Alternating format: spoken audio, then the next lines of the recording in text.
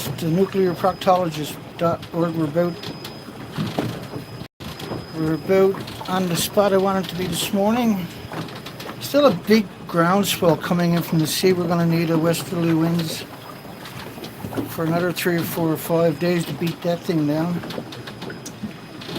And I'm just around the point. We're in a different bay we haven't done before. Well, we done this little front end a few times, but we never went down deep into the bay. That's what we're going to be doing today. We're going to do a survey. We're missing all the birds and animals and mammals and whales and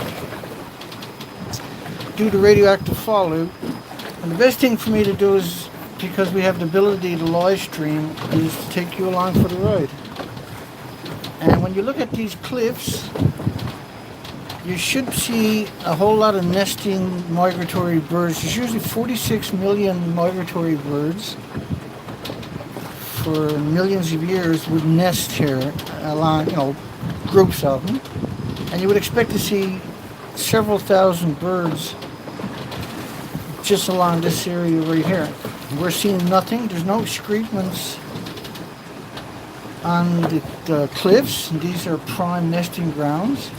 And at the top of it, you can see it's absolutely perfect. Now, for thousands and thousands of generations of migratory birds, they would normally nest here and raise their fledglings in this. We're in the Atlantic Ocean, out in the middle of the Atlantic Ocean, so to speak, off the east coast of Canada. We're 12 miles from the most easterly point on the continent.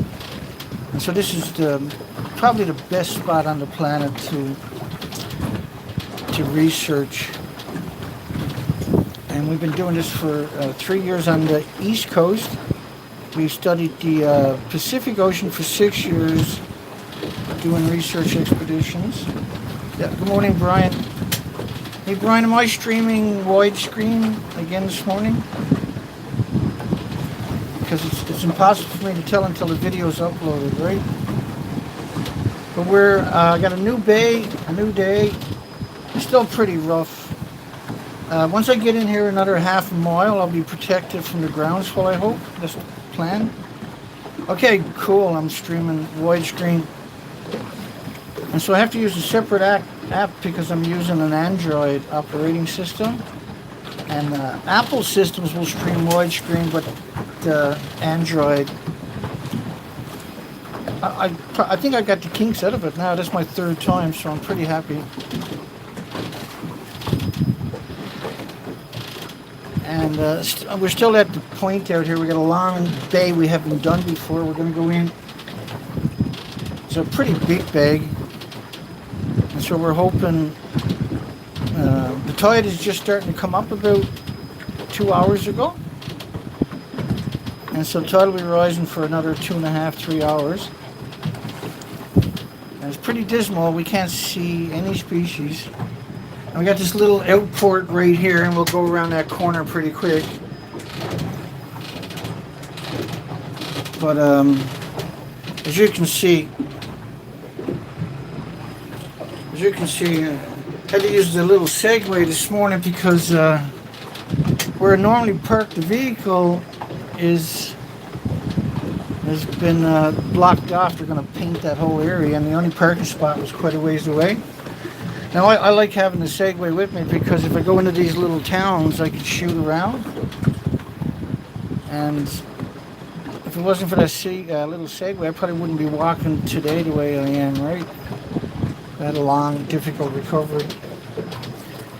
Okay, so far this morning, I did see a little tiny bird fly by when we started the live stream. But I haven't seen anything nesting.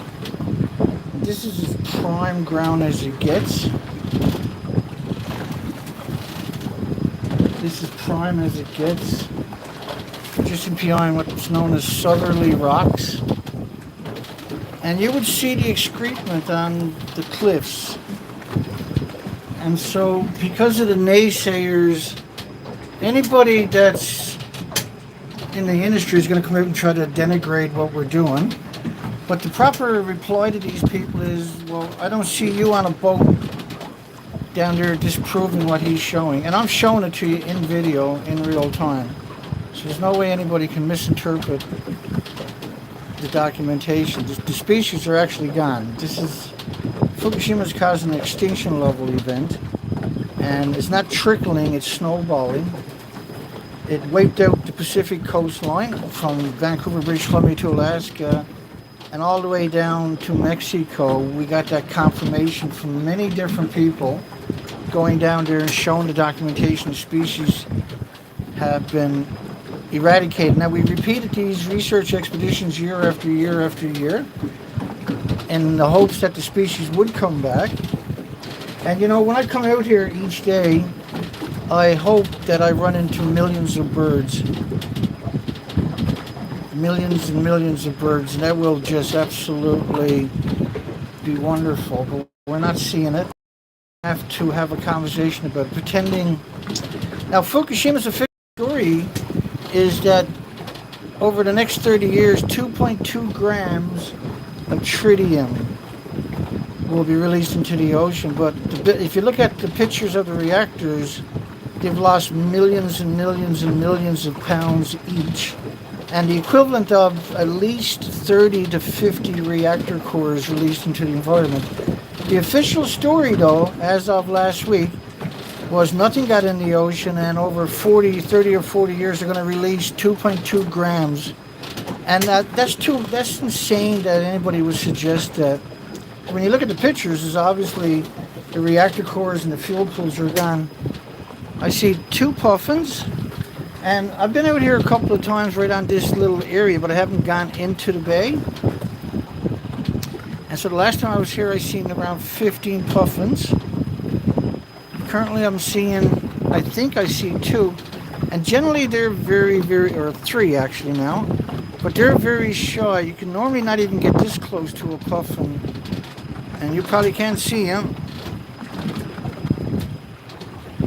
And there they are, they're taking off. I don't know if you can see that on your side.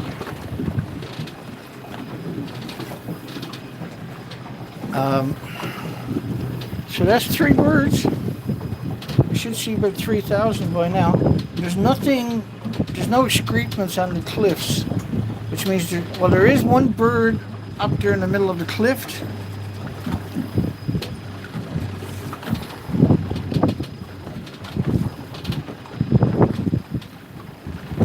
I'll see if I can get him in the middle of the screen here. He's right in the middle of the screen right there.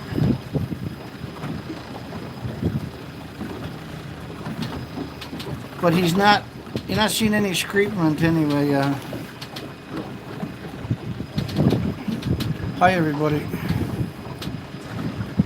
Provoke. Hi. Sky. Brian. Thank you for finding a few moments of your time. So when I get around this point over here, it should calm down. We're pretty good here now compared to where we were 10 minutes ago when we were coming around the point. And it's just daunting. It's just a daunting coming out here each day and not finding nothing. And you're burning through an enormous amount of resources. You have to tow the boat down. You got to get the boat in the water. You got to get everything on the boat.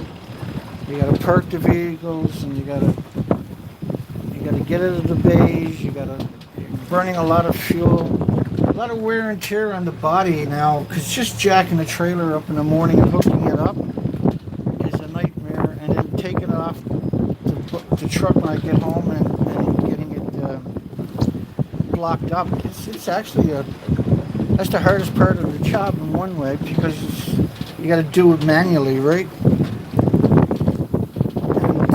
It's worth it to get the documentation, because without the documentation, you can't have a conversation, apparently. And so right now they're claiming that nothing got out of Japan's site whatsoever, despite the fact that they got all these abandoned communities. Officially, nothing got out of the reactors. And they got Tokyo at 29 million becquerels, atomic decays a second per square meter, but officially nothing got out of the reactors. It's too much. It's so evil to suggest something like that. What South Korea is doing, and Australia, New Zealand, nuclear experts are coming out claiming. Well, the tide's coming up, so I should probably go on the outside today. This is an incredible little tiny community right out in the middle of nowhere. I gotta watch out for that little rock there and the shallow water around it.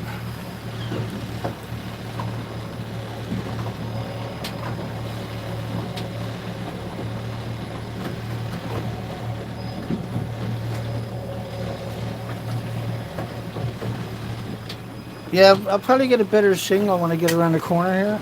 If you're having an issue with the... Because every bay is a little bit different. But we're going to stream it anyway, just in case. And first off, even bad recording is a recording. It proves that I'm actually physically out here. The industry is not. The industry can't make any assertions unless you come out here and follow in my breadcrumbs, you know? Which, of course, the industry is not going to do. 19 feet of water right here. Pay attention for a second.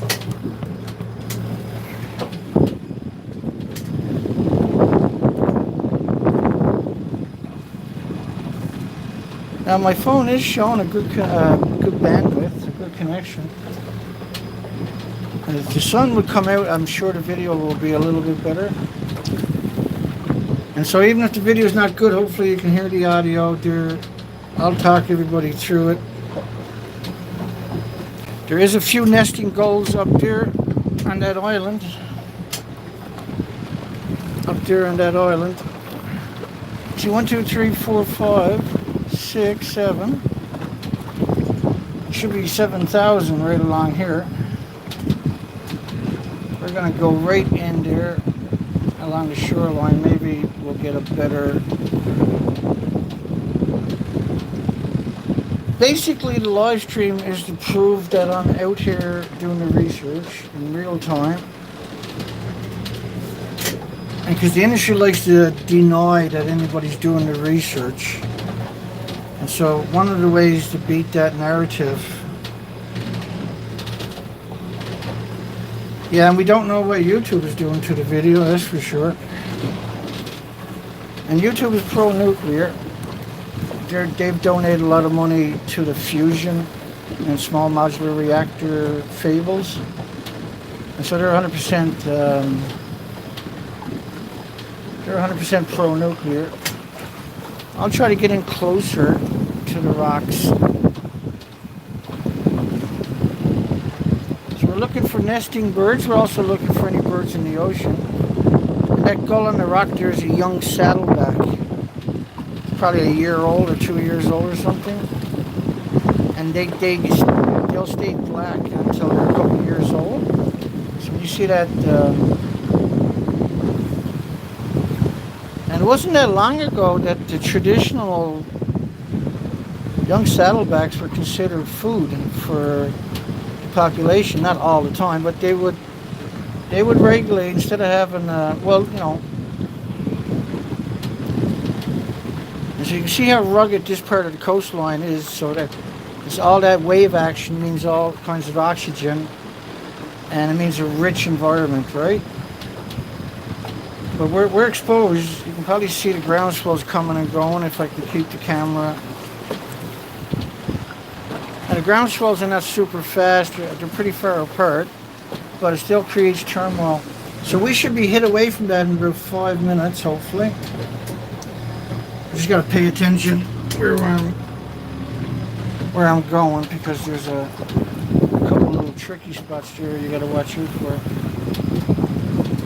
So there's a cormorant, 2 seagulls, there's excrement on those...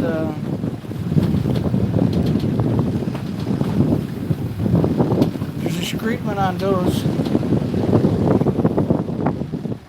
rocks right here.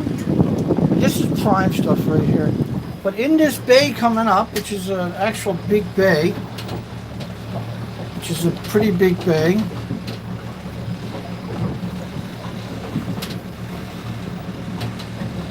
we'll see, we're hoping to find a bunch of, so there's 1, 2, 3, 4, 5, 6, 7, 8, 9, 10, 11, 12 nesting birds up behind. And there's a bunch on the cliff. It looks like a few of them got nest there. There's a bit of escapement. They're feeding on a fish plant. The fish plant is that I showed you that before. I was in there. That's as far as I went, was that fish plant. Because that once we get way into this bay, you'll understand why. There's a lot of fuel right to hit all the way up here. So just getting on your spot this morning, you're burning a significant amount of fuel. Price of fuel today is pretty crazy. So I only ran the RPMs at around 400. And typically you'll run it around 5,000 RPM, but you're chewing through a lot of gas when you do that. But then again, you're covering a lot of territory in a short period of time, so you can get on your spot and it takes a lot of the fatigue away, right? So in about 1 mile, it should calm down dramatically for me. And maybe the footage will improve. So right now we're looking for nesting colonies. At the same time, I'm glancing over here because I'm looking for whales. We're looking for whales mist. So when the whale expels air, when it comes to the surface, it'll send up a huge plume of mist, and it's very visible. And if they're actually feeding on capelin or squid or anchovies or something like that, then you'll see a lot of seagulls will chase the whale, right? And they'll come down, and anything the whale slips out. And so, gotta watch what I'm doing right here for a second. A little too close. So when you see green, you see the boat. So when you see that green, there's a good chance I'm gonna hit my prop if I go over the green. Yellow is okay, but it's a warning, right? But the green is a no-go zone. And when you look at the swell cutting in here, I don't know if it shows up on the camera.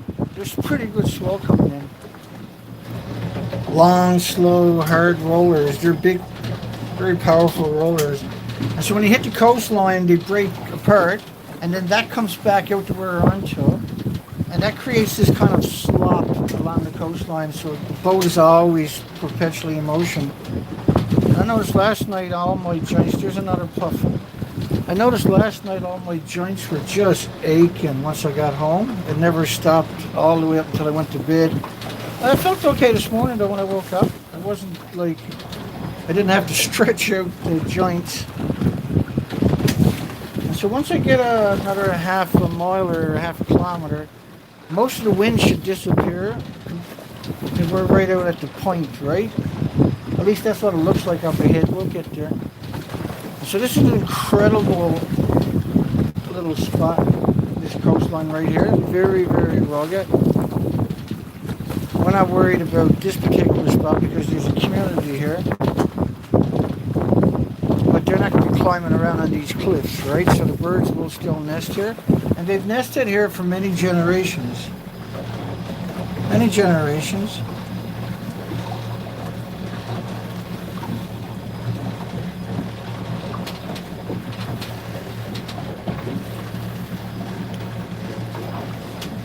Many generations. Yeah, herring seagulls, yeah. That's right. And capelin and squid. But they're officially, I think there's a couple of different species of seagulls actually along here. Now they're dependent upon the fish plant that's up ahead of us. We'll be going in there.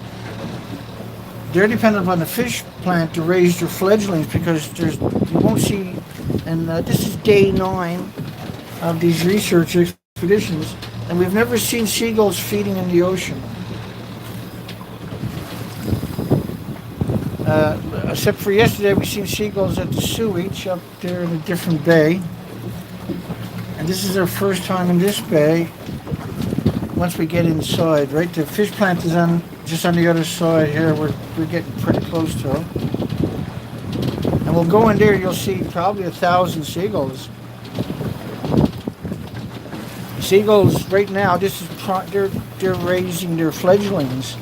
And so if they're not out in the ocean grabbing squid and anchovies and capelin and herring or something, what are they eating?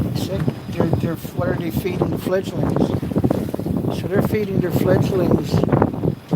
We got 3 more puffins that just took off ahead of us. And here there's 2 of them going that way. You probably won't be able to see it. So that's 7 puffins. The last time I came here, I seen around 15. Now he's nesting up there on that cliff. One of them went up and landed right in that cliff. Generally, they're not going to do that unless they're nesting. So this whole area, well, I can see some excrement right. You can probably see it right in the center of your screen, that white streak. That's excrements from the nesting. So I say we see probably 10 puffins this morning and about 40 seagulls. But we should see dozens of species by now. There should be egg downs, there should be shearwaters, there should be should be murres and common murres and turs, the dovekites. There should be there should be a wide diversity of the migratory birds, and you should see groups of 100 to 400, 500, 600 at a time. And you certainly should see quite a few species feeding. So when you don't see anything feeding, what's going on, right? And there's another little tiny bird that's really unusual. One of those, they're actual saltwater birds. I can't remember the name of them off the top of my head. That's the first one of them. The second one we seen was today, both of them today. And we haven't seen any little small shore birds in the last 8 trips. And we cover a huge part of the coastline. And so we're going to go in this little nook here. And so there's 2 puffins just came off the cliff. There's 1 seagull up there. And there's nothing else here. There's another seagull nested on it. This should be just covered with species. There's 2 more puffins just left the cliff right there. I always feel bad because there's so few of them, right? And there's 2 more seagulls nested, 3. I'm not seeing any fledglings. It doesn't mean they're not there, it's just I can't see them. And when you see them in that spot, when you see them in these kinds of spots, you expect that to be nesting, right? There's 1, 2, 3, 4, 5 on that cliff up there. So because we're live streaming, I'm going to do the counts out loud as I see them, right? And there's 1, 2, 3, 4, 5, 6, 7, 8, 9, 10, 11. That's 12 puffins. And so right here today we see maybe 20 puffins. And I think that's close to what we seen the last time we were here. And they're obviously nesting puffins. I always love these little tiny spots, little beaches. This must be hellish in the winter time, because the open sea, well, you can't see it right now, but the open sea is right where those 2 points are lined up, the one way out, and this point here, straight out from that would be the open sea. Try to get in closer to the rocks for everybody this time. Instead of zooming, if I can get in closer, maybe the quality will up the ante a little bit first.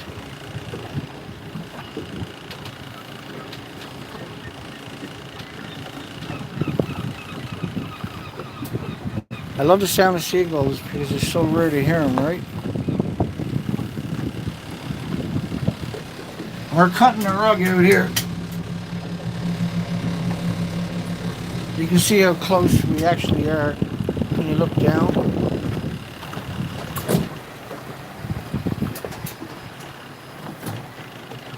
That's pretty shallow. That's pretty shallow.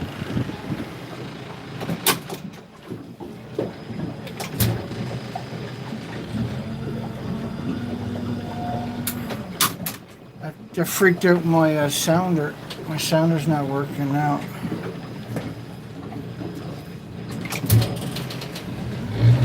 There you go, now it's working again. So we got one seagull here.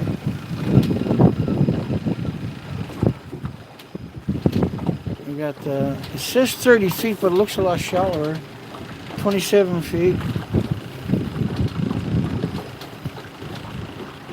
I got my anchor ready to go in case, oh, that's shallow. That's shallow, 16 feet. That's a lot shallower right there. We don't want to go that way any further. You got a groundswell coming in too, right? And if you end up touching a rock and the groundswell picks you up and drops you on the rock again, you can do a few $1,000s worth of damage in a hurry. So we'll just move offshore a little bit. And once I get around this corner right here, I should get some shelter. There's some cormorants up on top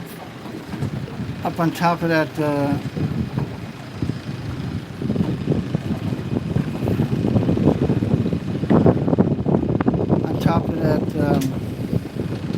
well, we're gonna go past it.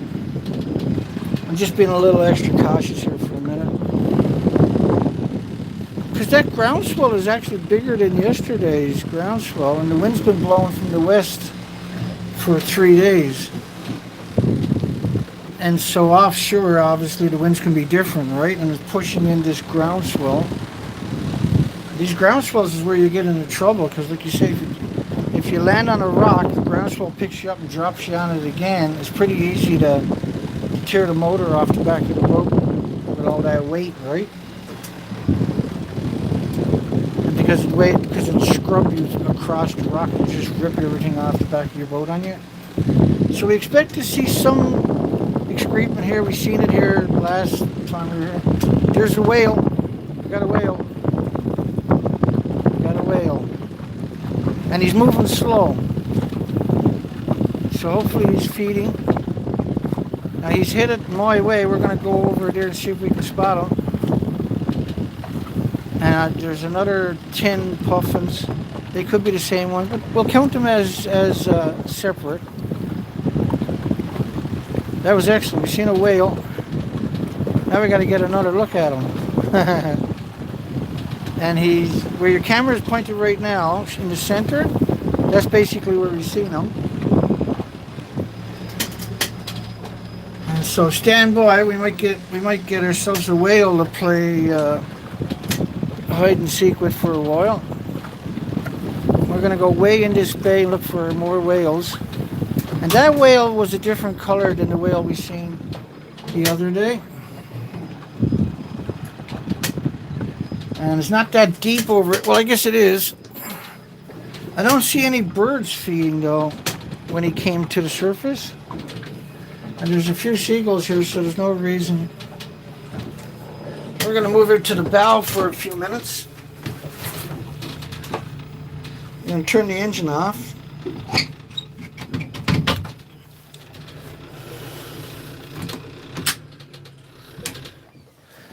I'm going to turn the engine off and see if we can spot some patterns with that whale.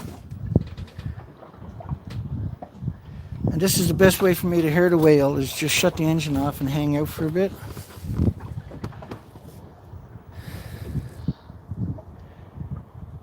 And so he was moving slow, I thought. So I'm hoping he's feeding. Because, you know, like the last two whales we've seen on the 1st of this month, 2 days ago, they were moving. They were moving pretty fast.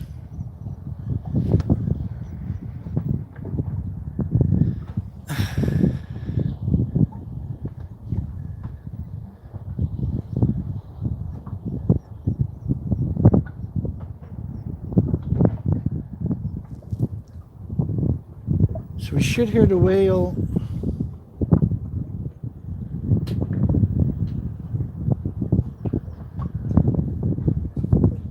blowhole when it comes to the surface.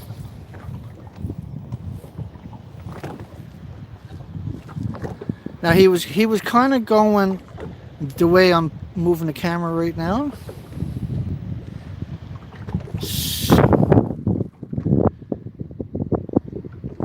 And so this is a bit of a waiting game for a few minutes to see if he shows up again.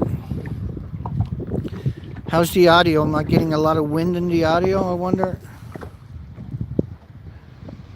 Is the audio okay, or should I try to screen the audio, the microphone a bit? Almost time to put the kettle on here.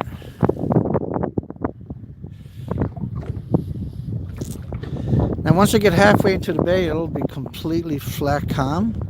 There's 2 separate bays, maybe even 3 in here, I can't remember. So it's definitely 2 or 3 hours to get through it all.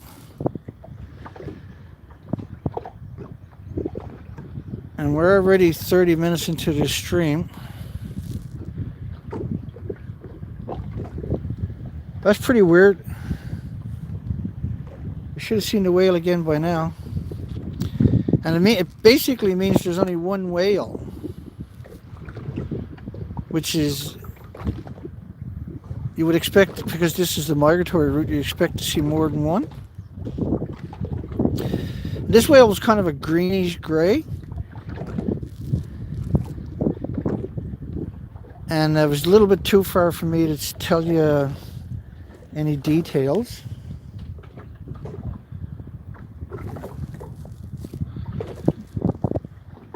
It's pretty sad when you get excited over just a single movement.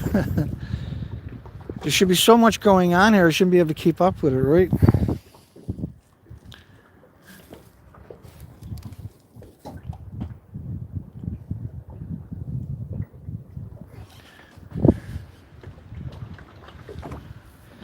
Well, the whale was moving this way. It's around 200 feet where he went down. It looked like he was diving.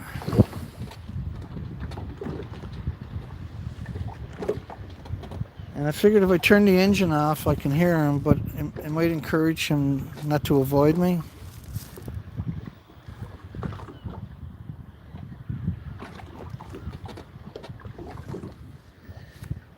And he should have surfaced by now. I should have heard him blow out some air by now. When I seen it that time, I didn't see him blow air, because normally you see a big spray go up in the air. We're not seeing a big spray. There is one whale here for sure. And we got to play a little waiting game for a few minutes to see if we can get a clear shot or a clear vision of him. We're looking to see if his spinal cord is sticking out. If that is, that's a sign of a serious sign of emaciation. And that's basically what we've seen in the last 2 whales. Now he could stay down this long, no problem at all. But he has to come back to the surface. He was moving very slow, kind of across the front of right across the front of where the camera is pointed.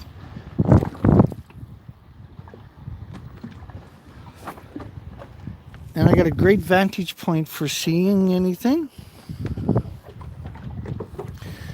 I got a great vantage point. If there's a whale here, we'll see him. We'll give them another few minutes yet, because they can stay down for a few minutes, right? The thing is, it's only a couple of 100 feet here. This is a long, big swell rollers coming in from offshore. We need a couple more days of this type of wind to bring down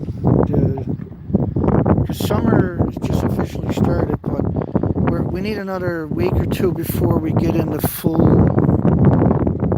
summer mode.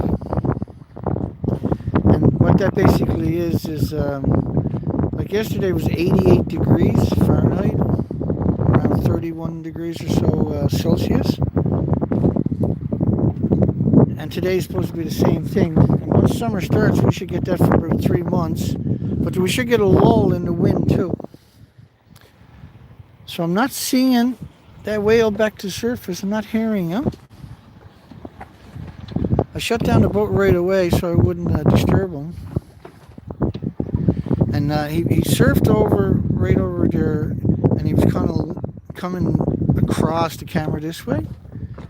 And so we're facing the right direction. I'm assuming the whale is feeding,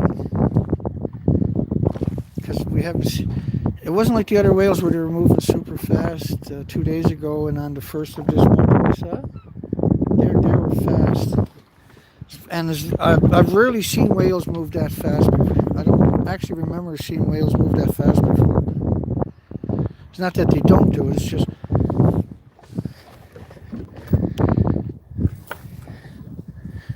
I don't know, man. We'll probably go in and start up and dodge. Get the bow up that way so we can have a better visual. Because I hurt my hip last year when we were camping looking for spiders, and it's still bugging me. That's a year later now, right?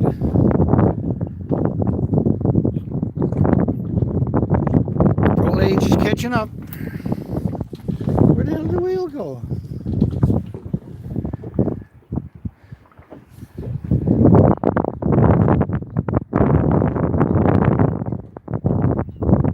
We can't see any whale.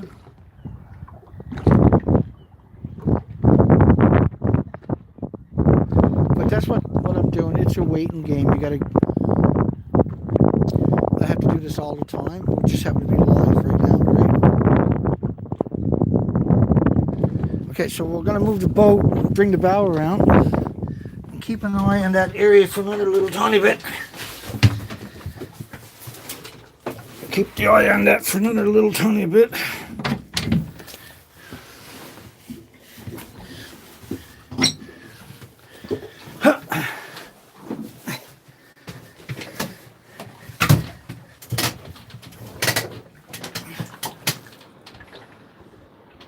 I don't see the whale. Hello, Mr. Whale. Oh. I got a bad battery. Listen to that. I got both batteries on now, though.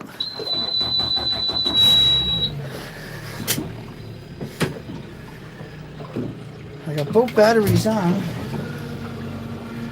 I'm pushing out 14 volts on the motor, so I'm charging good. So I got a bad battery. Thank goodness I got the second one there. She wasn't going to start that time. And it's a friggin' nightmare to pull the battery out of this thing. Because I built everything myself, right? And so getting the batteries out of here was... I should have left a big hole down here so I can reach in and disconnect everything. It's okay. It takes about 2 hours to get the battery out and probably about 3 hours to get it back in. The next one. And if we're going to be doing this all summer, we're going to have to start thinking about getting another battery, I guess. Because if the motor doesn't start, then everything goes shit right away, right? Well, I got my neck spun off from steering all over the different directions, right? Let's head back into the shoreline. Hi everybody, hope everybody's doing good this morning.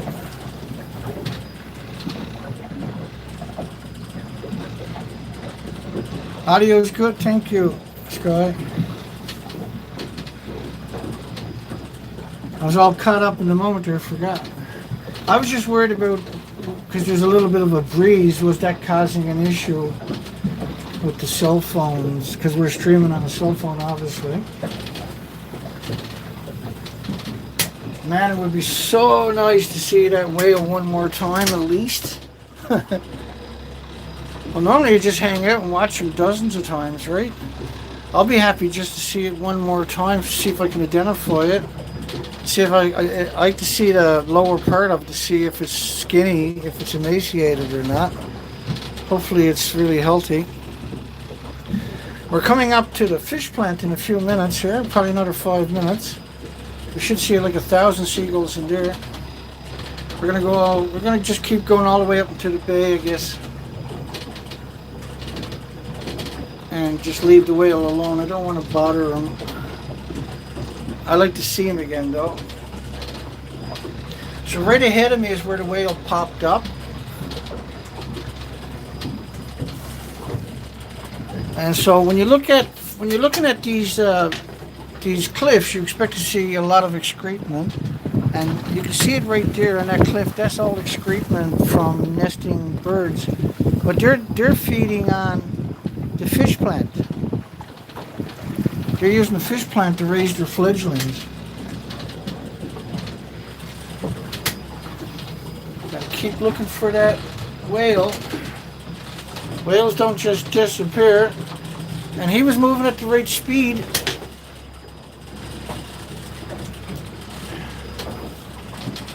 There's nothing I can do about it.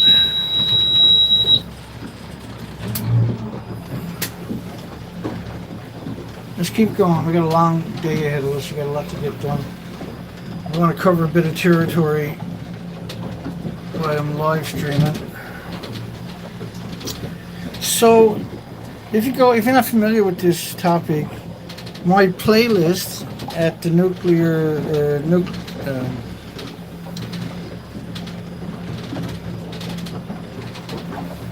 my playlist, you'll find all kinds of videos on Fukushima, different facets of Fukushima.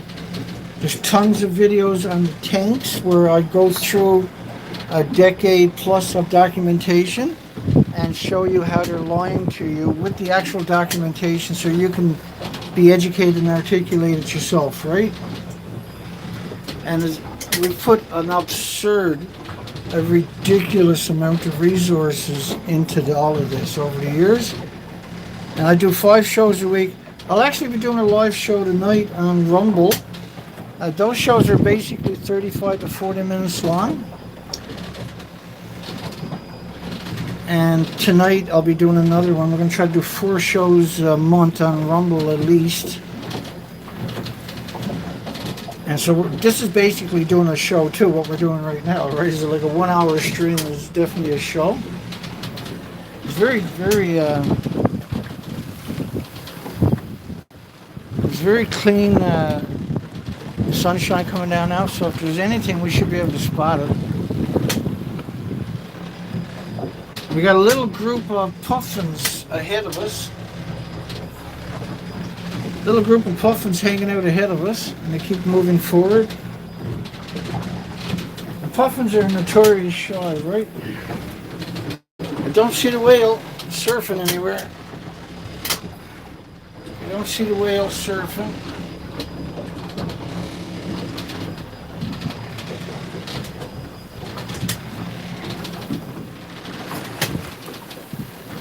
And we're just going to avoid the little community because I'm not interested in the drama this morning. But there is a fish plant just around this corner right here. We're going to shoot in there right now. We'll be there in a couple of minutes. Probably 3 minutes or something. And then we're going to head in the bay right to the very bottom of it and come out on the southerly side. And we'll be have the wind on our back. Well, the further in the bay you go, the less wind there will be because the wind is coming out of the bay. I gotta look behind me and check for that whale. I'm not seeing anything, so hopefully when we're coming back out we can spot it. Hopefully when we come back out we can spot the whale. Right now we're just going to shoot over to the fish plant so we can see 1,000 seagulls. Because that's the only way you're going to see 1,000 seagulls right now is if you go over to the fish plant.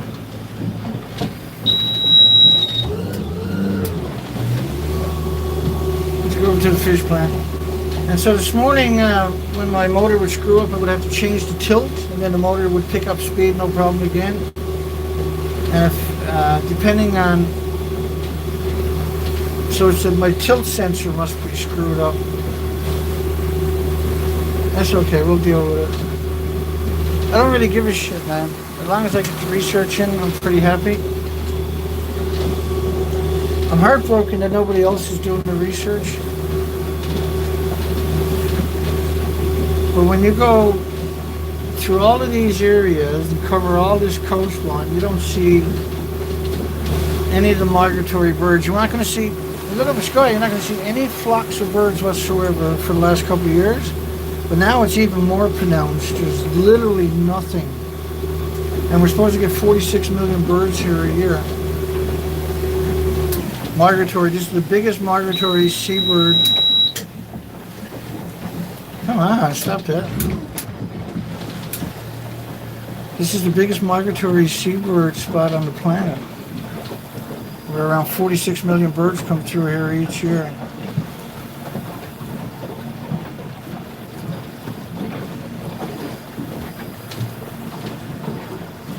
I do believe fish plants, yeah, is right around that rock ahead of us, that reddish shoreline. So we're gonna go around that corner in a second.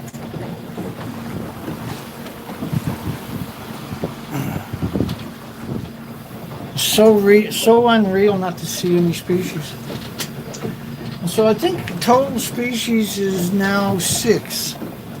And most of them we're only seeing less than a dozen of them altogether. The 6 total species is pretty dismal. We're not seeing any groups of birds whatsoever. Now, we're going to see birds in a second. Another 2 minutes or a minute and a half or something.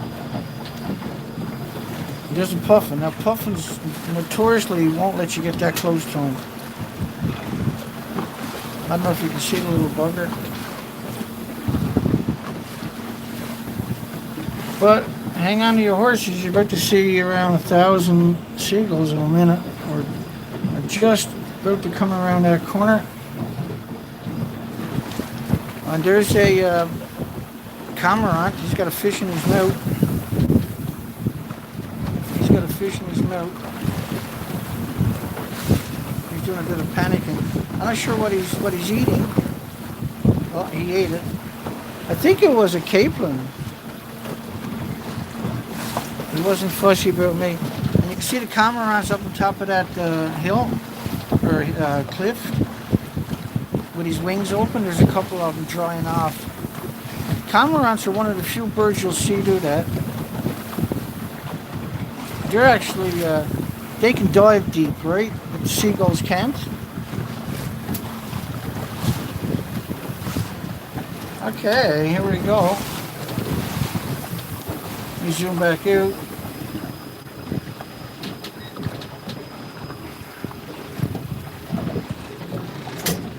We're not going to stay here very long, but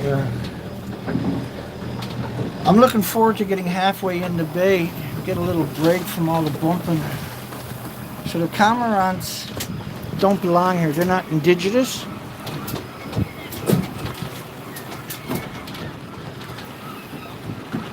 Oh shit, that's shallow right there.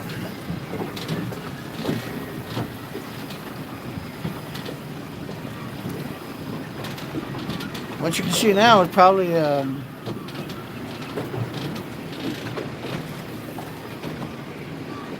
well, probably at least 500 seagulls or something. That's pretty impressive, isn't it? And these are the only ones I think that are raising fledglings, are these birds. And this is where they're getting their food.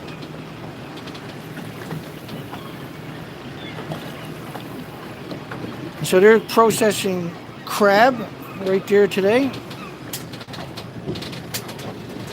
They're processing the crabs.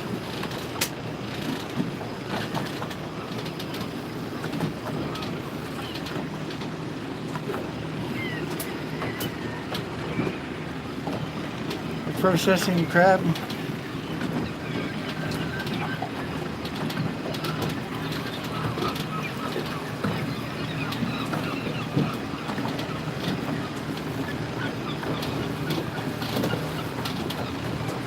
little tiny fish plant.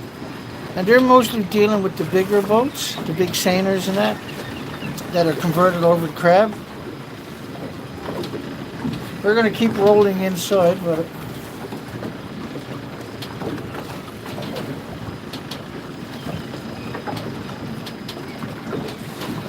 and they got a lot of people working there. It's hard to appreciate it how many people actually work there. Let's keep going in. Let's have another look for that whale where we're here. So that whale was kind of a greenish gray. The other two whales we saw were black basically.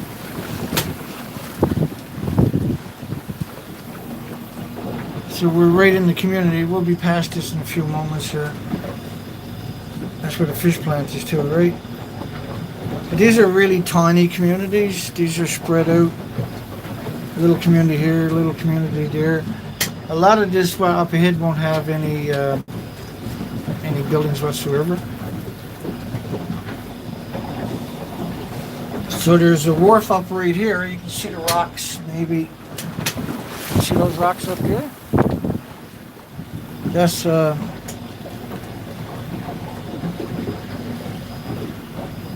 marina. But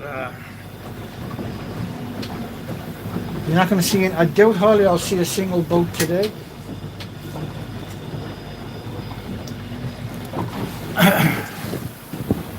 So we're not seeing any schooling birds along the way here. A little disappointed we never seen that whale again. He wasn't going fast, so you expect him to pop back up, right?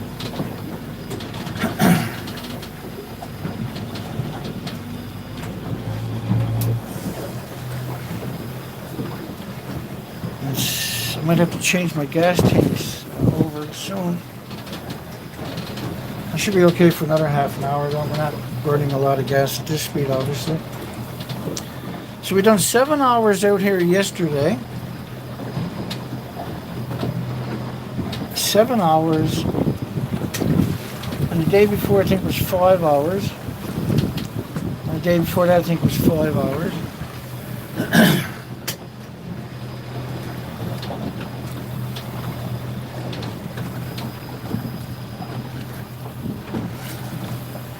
Yeah, hi John. And I'm surprised not to see the comments after the video renders, after the show is over. The live stream comments, I didn't see them showing up. I don't know what that's all about. I went in and looked for a setting to see if it was turned off or something, but I couldn't find a setting. Because these are the mobile live streams, right? So maybe there's something different goes on for that. I always thought the comments section would show up. That could be YouTube screwing us over, who knows? Because YouTube, the lobbyists got the keys to YouTube. And so the military lobbyists, pharmaceutical lobbyists, GMO lobbyists, particularly the nuclear industry lobbyists, their job is to just squash any dissent whatsoever. And they decide, someone sends them a link, they'll go in and they'll just fuddle your numbers, you won't get no views. My typical live shows each day, after the show is over, during the daytime, say from 8 a.m. till 6 p.m., I generally won't get more than 1 or 2 views per hour. And I've been doing this for over a decade. And we run a professional operation. And this topic, the nuclear topic in particular, is basically an acquired taste for a lot of people. And so it's not something people just switch off. You're either into it or you're not. And the industry got a lot of people put to sleep, right? Gotta watch what we're doing here. A little tricky. As long as I'm paying attention, it won't be so bad. And so little spots like this would be perfect for different species. Nice break, right? If you're a migratory bird, you're flying thousands of miles. this is where you would have been here already, and you would have set up your nest, and you would have had babies, and you would have been actively foraging and feeding them. And so we're seeing a total failure of the nesting over the last number of years. And we've seen the same thing all the way to Alaska from British Columbia. And we cover all of that documentation as a complete failure of the nesting. And what we seen a couple of days ago when we went out to the seabird colonies, there's two of them out there. They were cannibalizing the young seagulls. They were going in, tearing them out of the nest, throwing them down on the rocks off the cliff, and then going down and killing them, and then actually eating them. And we actually documented it when we were rolling up to the island. And so the only times you're going to see that kind of sight is when there's no food whatsoever. I guess it's a survival instinct or something, right? But it was definitely disappointing to see something like that. So once we get another... we got to keep our eye open for whales. In particular, we're looking for any kind of a whale. We'll be happy to see some whales. I really thought we were going to get another shot at that whale. I don't know if that would have came out on the video because the way I reacted to it, right? It was quite a ways away, you might not be able to see it. So we just got to squeeze through these rocks to my left and forward of me. Once I get up to that bay up there and start coming back along the coastline, it's going to be pretty calm for me. I'll get a little bit of a break. Right now you're always moving, you don't stop moving. Hi Albert, how are you?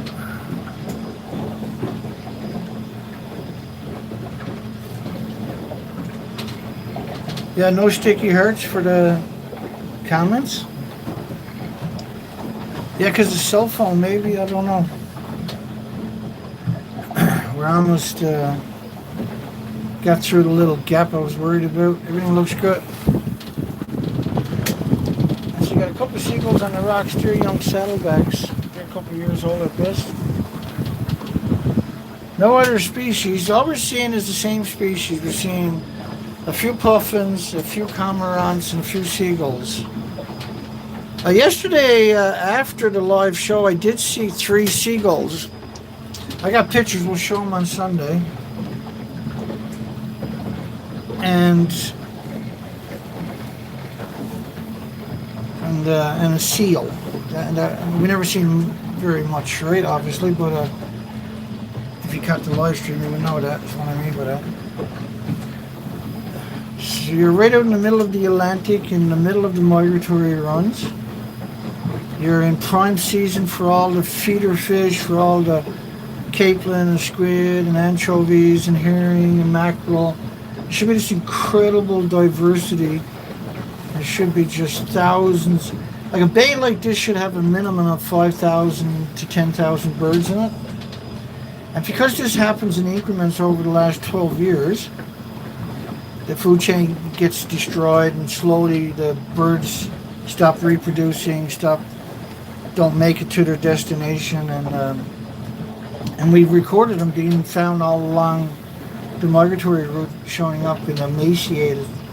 Since basically 2014 in particular on, we have a long, well-defined legacy of emaciated species, seals, sea lions, whales.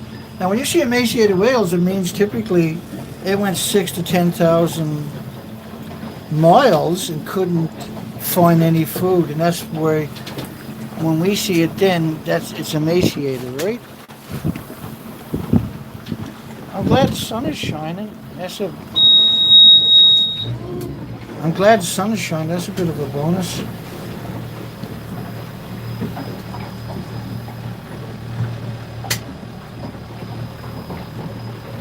I'm glad the sun is shining. Yeah, no sticky hearts in the comment sections. I guess that's because I'm streaming on a cell phone. I don't know how that works. and I don't know where to go to look up that information, to tell you the truth. And the nuclear industry has no opposition, literally no opposition. And so they got no one to pick on, and so they got me fucking tortured. I'm tortured for quite a few years because they got 1,000 public relation firms. They can't make a living if they don't have someone to beat the shit out of, right? And censor it. And so I get all the... So literally get nobody on my streams because you got all these public relation firms demanding YouTube censor me till I don't exist. And the problem is, if you get rid of me, they got no one to pick on. So they got to kind of let me survive a little bit, but they can't let me have an audience because they can't survive in a debate, right? They can't win a debate. They can only win a controlled opposition debate. They can't win an actual debate.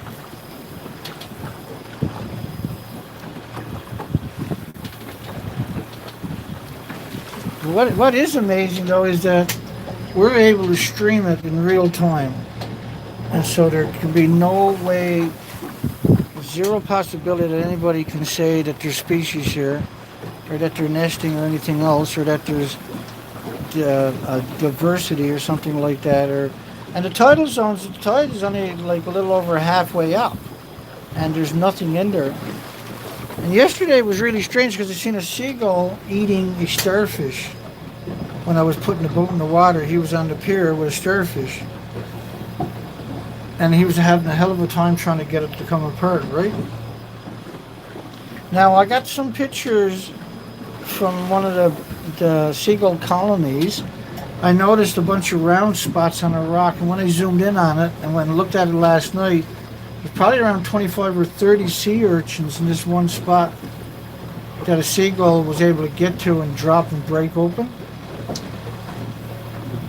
Because seagulls don't normally eat fish plant, they usually eat mussels and sea urchins and mollusks, clams and whelks and periwinkles. They'll pick them up like snails and they'll drop them on the rocks or the sidewalks and break them open, right? And that's one of the most iconic sites for the province is on a low tide. At low tide, you'll always see birds dropping shellfish and sea urchins on the side of the road and sidewalks to break them open. And because you got to slow down your car to avoid running them over. Sometimes they're so brazen, right? All right, it's finally a lot calmer. Because it's hard to appreciate what that does to your head. All that bouncing. Oh, there's the whale. There he is. There he is, right? He's right there. There he is again. Now he's moving out. And he's diving right there. Excellent. Let's go over there.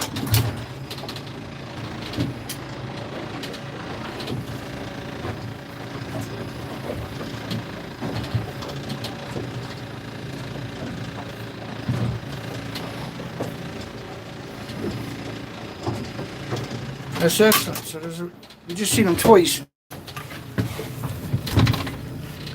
Let's see if we can get a view of them. I'm going to turn the motor off in a second. Hang on here.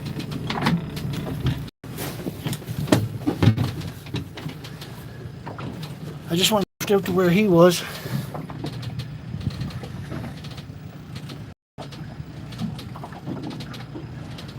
Okay, let's do that right here.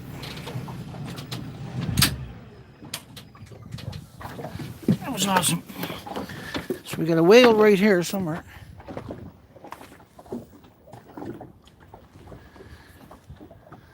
Oh.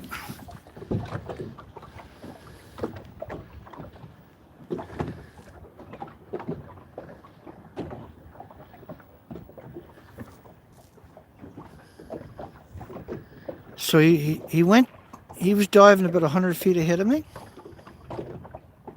And we're kind of drifting that way, right?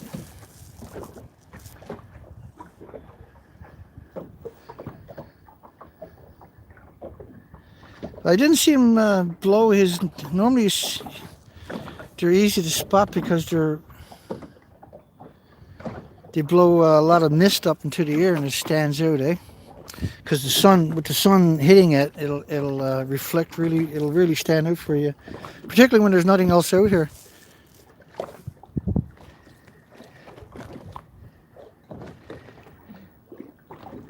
So we're looking for a whale that we just saw, and he was moving really slow, so he's diving, or she. Maybe it's a transgender whale. Who knows? Am I allowed to say that? Transgender whales? But there he is up there. Now he's going in the bay. Or it could be two of them. Okay, so let's head. He's headed that way. Let's go that way.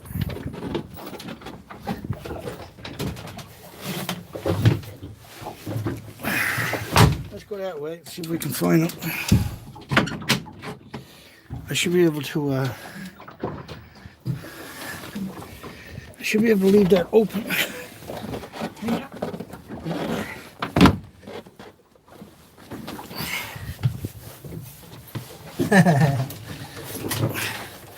I got so much freaking equipment. I got everything I need, but I might have to send a drone up in the air.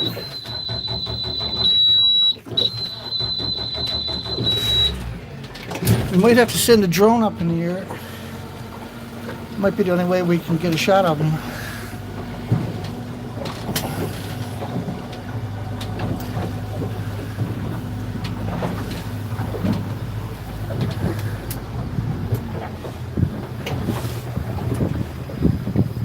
At that time he was just kind of heading in the bay. The other time he was headed out.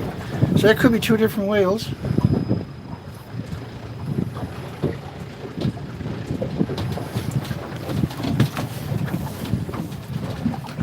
Could be two different whales.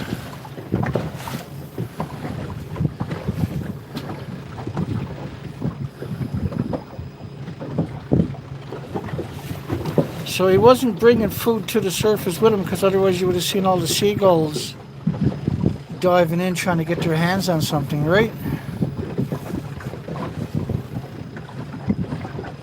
We're just gonna move. I'm just moving up here in the hopes we can get one more closer view of him. We want to see, hopefully he's got a round back instead of a spinal column sticking up. And you don't know till you know.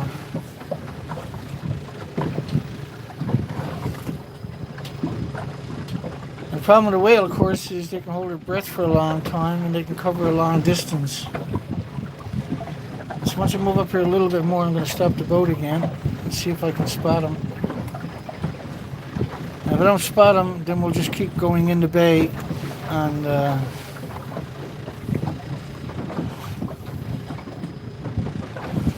the shoreline, and then we'll come out on that side over here when we come back out.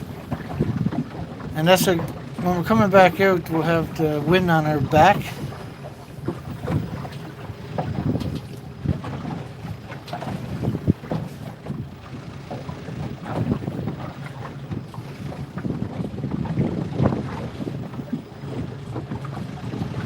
If there was more than one, it'd be a lot easier to get up close and get a shot.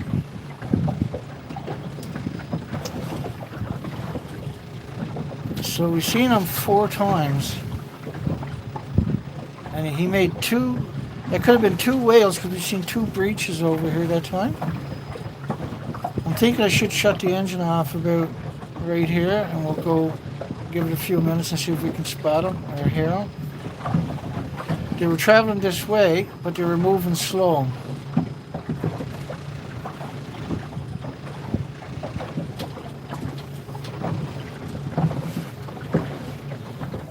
And remember a few years ago at Cape Scott, up in British Columbia, up by Alaska, we seen the humpback whales were feeding in about 20 feet of water.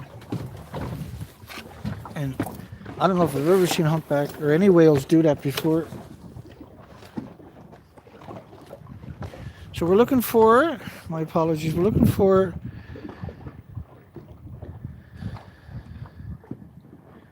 to hopefully get another shot of that whale coming up. It's so quiet out here, it's ridiculous.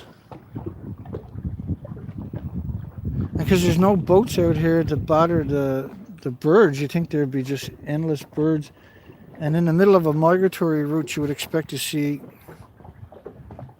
incredible diversity.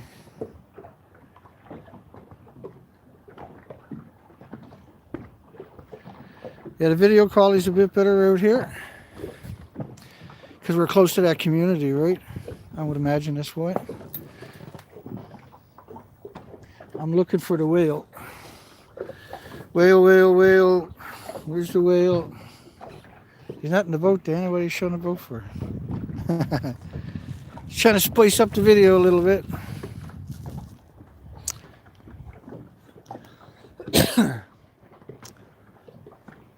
So after the stream here, I'm going to set up the drone. And I'll get the drone, then I'll put the drone up on the roof. And if I see the whale, then I can shoot straight over it. I'm pretty good with it. I can shoot straight over and hopefully we can get a quick little video of the bugger.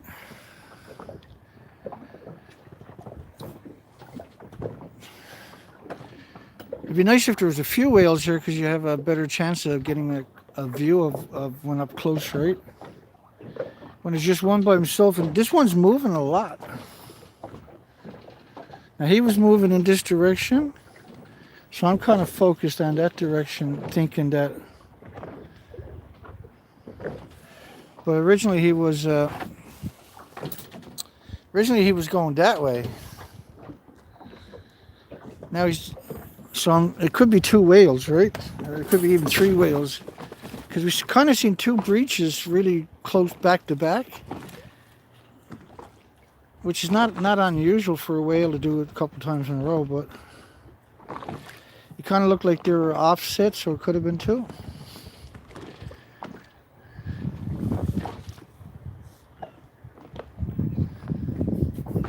Cracks me up how excited I get because I saw a whale. And we're going to go back into the shoreline, I guess, and just start.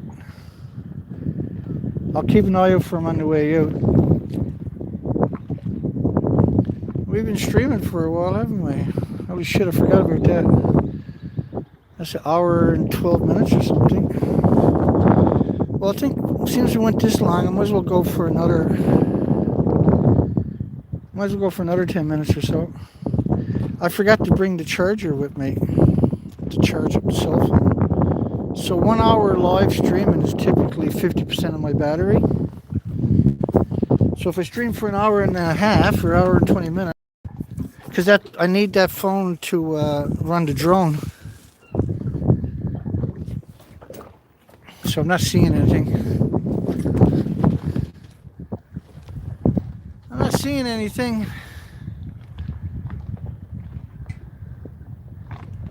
Yeah, no charger. Well, and I had it in my hand, went to put it in my pocket, and decided I didn't want to put it in my pocket because I have other things in my pocket, and I went to put it in my backpack. Well, actually, I might have one in my backpack. I'm pretty notorious for carrying extras around. Anyway, let's head in the bay and do some more of the shoreline because we're going to have to end the stream in about 10 minutes. We'll keep our eye out for the whales.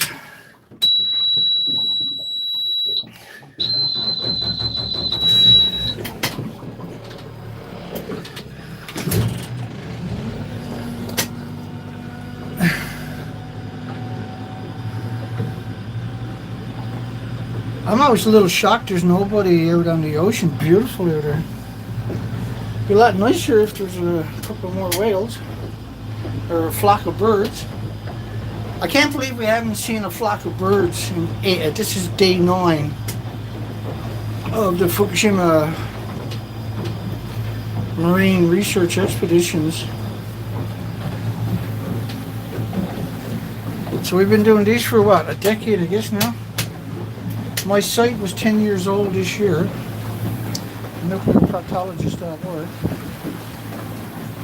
which is insane when you think about that statement. Yeah. let's get in close to the shoreline. I'll kind of keep an eye over there, but I want to check the cliffs for any kind of signs of nesting.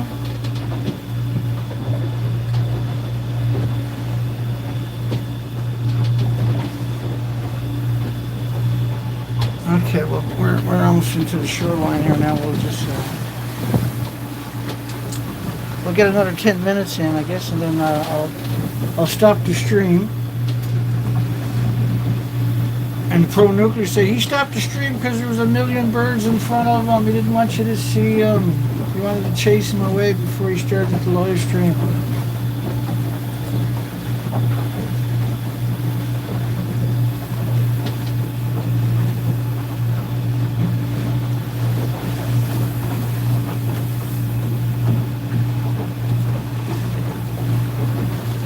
Yeah, the whales are revolting. That's the killer whales. They're tearing the rudders off the boats, right? I got those headlines in my next marine video that I'm going to be doing, which who knows when. Like I gathered up a bunch of headlines. I gathered up a bunch of headlines last night. I thought that was the whale right there that time. I can't tell though. I'll just hang on for a few seconds. I had all kinds of dead whales headlines last night. It was ridiculous. And so humpback whales, there's over 10,000 whales have died since 2016. Around 11,000 that they admit to. The majority of them are emaciated. In total, since the 70s, there's been around 1,200 whales involved. Not all of them died, but around 1,200 whales involved in boat strikes. And so they're trying to blame the die-offs now on boat strikes. But what would be the catalyst for 10,000 gray whales showing up in these? So a lot of the boat strikes lately are because the whales are dead just floating along, right? And they get hit by the boat. But normally, when I was growing up, it wasn't unusual to see 8,000 whales in a day. And I used to slow the boat down when we were heading home. Everybody be in the bunk. So I would slow the boat down because I was afraid we were going to hit a whale and then it would take us longer to get ashore. Somebody would have to come and tow us in, right? And if Dad would wake up, Dad would come upstairs and speed the boat back up and laugh at me because it was ridiculous to suggest that you would hit a whale. And that's a 400-year history up in that coastline. And now they're claiming the majority of the whales that are dying, say New Jersey, that are dying from boat strikes. And that's an absurd, ridiculous assertion that they can't back up. And since the 70s, the total number is around 1,200. And that's worldwide, that's put into a database. And so it's a desperate act of deceit and dishonesty. And the mainstream media is insane. I mean, it's showing you a perfect building claiming it's reactor 4, for instance, and they've done the same thing for reactor 3. And when you actually go look in my playlist and look at the documentation, presentations on different subjects of Fukushima, you can see how crazy the industry actually is. And so there's nothing on the shoreline.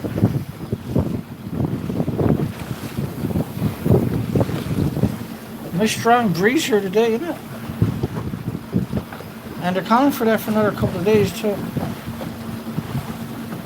And now I'm not sure what I'm doing tomorrow. I think the weather's good. I'll be back out here tomorrow. But it's I got a good boat for what I'm doing anyway. It doesn't really care about this type of wind too much. It's just that this type of wind makes it harder to spot individual birds. If there was groups of birds, there'd be no problem at all, right? And I can't believe we didn't get another look at that whale. I might see him on the way back out. Who knows? So we're at an hour and 20 minutes. And it's pretty dismal what we've seen so far today.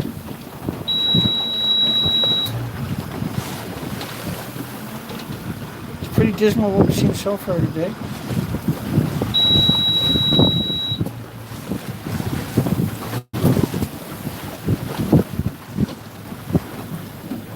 And unfortunately, this is how it's done. You got to go out and punch the time in. Just take your time, meander along. Don't rush anything. Investigate everything. Everything is important. I actually had a bee fly out and come in the boat yesterday. And I had to open up the back door so we can get back out. That was pretty exciting. That's the second bee I've seen this year. And yesterday was 88 degrees. And the day before was almost 90. And today they're calling for just slightly under that, around 85 degree temperatures. But out here where I'm to in this breeze, it'll be a lot cooler, obviously, right?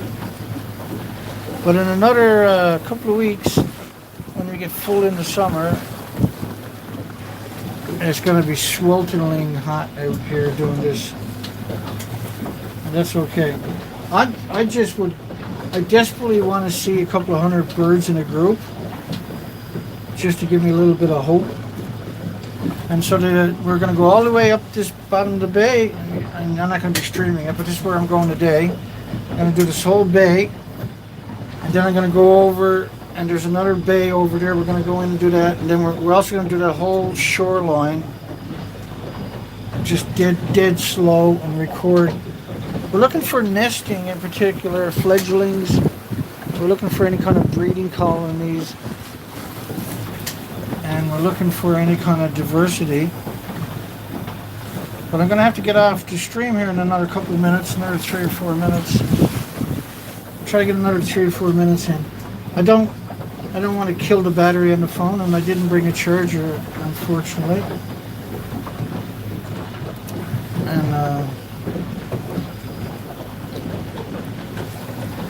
And that won't happen again, because when I get home today, I got 2 chargers. I'll bring them out and leave them on the boat, and an extra cord, and that'll permanently stay on the boat, right? And I got an inverter on the boat, so I can charge up the chargers also. But the inverter makes a bit of noise when it's running, so I don't run it if I don't have to. I'd rather use just the little battery packs, and then if I need to do anything big, I can plug into the inverter, right? But these are very long days for another number of months. We're able to punch in a lot of time. Okay, well, if you make it this far, don't forget to give us a thumbs up. This my alarm's going off. Come on, give it a break.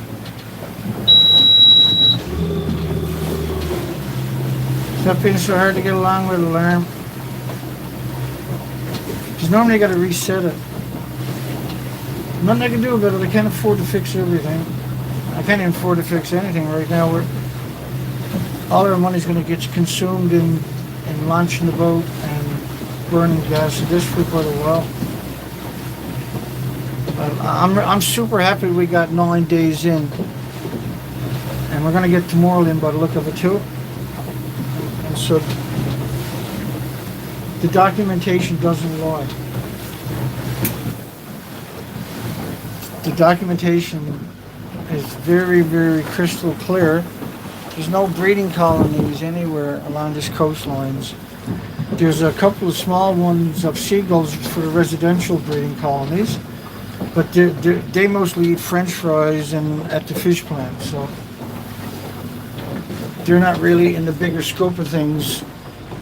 We're looking for the migratory birds that are coming from thousands of miles, and this is the biggest migratory route on the entire planet, where there's typically 46 million birds a year will come through here, and we're right out in the Atlantic. All this area right here is prime area. Okay, so we'll call it, that's an hour and 24 minutes. We'll call it a day right here. I'll be doing a live show, I do believe, tonight on Rumble for about 40 minutes. So you gotta look up Dr. Durnford, or go to YouTube and type in my YouTube channel, this channel here, and type in Rumble, and you'll find a link to my Rumble site. My last video is getting close to 1,500 views since last Saturday, which is that's twice the views I've had in a week on YouTube. And YouTube is the best platform. They got me censored, so it doesn't mean I'm not getting the views. It just means it's not registering digitally, right? Because they just change it digitally. And I've been documenting this for quite a few years now, because they're pushing to dump it into the ocean. The fake narrative that they're going to be dumping in the ocean. They haven't stopped dumping for 12 years, right? Reactors actually are destroyed. But they're claiming only 2.2 grams will get out of the plant. And if you go look up pictures or you go through my presentations and look at the reactors, you'll say, well, everything is gone. And everything is typically, those buildings are around maybe 10 million pounds of building. Because they have 4 decades of reactor cores stored at the top of the buildings. They're all gone too. And officially now, the official story in the last week is only 2.2 grams got out, but that's over the next 30 years. And so it's up. They know they killed the ocean, and now they're trying to cover that up by saying nothing got out of Fukushima. To suggest that only 2.2 grams got out when the buildings don't even exist anymore, that's an industry that shouldn't exist. All right, so we made it through another day. Hugs for everybody. Have a great day. And we'll see everybody. We'll be live streaming again tomorrow night. I got the energy left in me. And the regular shows are on my YouTube channel at 10 p.m. Newfoundland time. And so we'll see everybody on the next show. Take care, folks. Have a great day.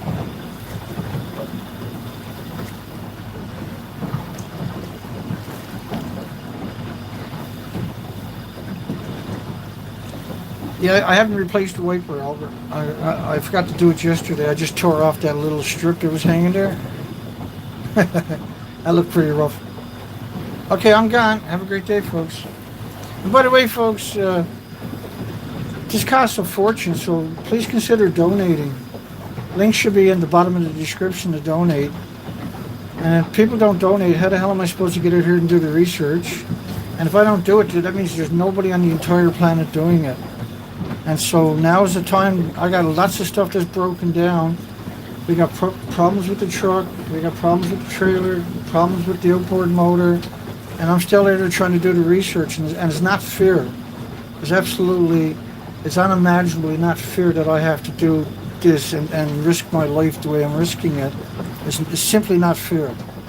What kind of planet is this where I have to struggle to do the right thing out here for the planet and the species? It's heartbreaking. Take care.